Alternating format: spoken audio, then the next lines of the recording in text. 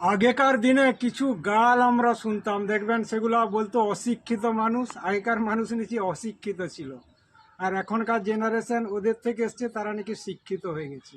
কিন্তু কথাগুলো আপডেট হয়েছে।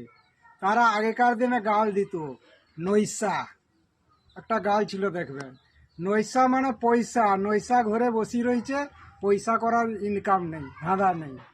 নৈশা থাকলে ঘাড় পশা, ঘাড় আপনি যেখানে সেখানে গলাতে পারবেন। তারপরে হচ্ছে খাল ভরা, মানে পেটটা আপনার ভরবে। তারপরে খাওয়া দাওয়ার পরে হবে অলা উঠা, মানে পাতলা পায়খানা হয়ে যাবে। এই মিনিংসগুলো ছিল এইরকম। তাহলে কি দাঁড়ালো? নৈশা হচ্ছে পয়সা, পয়সা থাকলে ঘাড় পশা, ঘাড় আপনি গলাতে পারবেন। তারপরে খাল ভরা, পেট আপনার ভরবে। তারপরে অলা উঠা, এক সময় পায়খানা হয়ে বেরিয়ে যাবে। পয়সা শেষ, আবার পয়সা নৈশার দিকে ছুটতে হবে। নমস্কার।